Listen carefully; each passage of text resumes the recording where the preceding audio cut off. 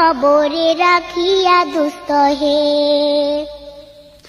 কবরেতে রাখার পরে আসবে দুই ফেরেশতা, দুনিয়াতে কি করেছ করিবে জিজ্ঞাসা, সঠিক উত্তর দিলে হবে শান্তি সুখের বাসা দুস্থ হে।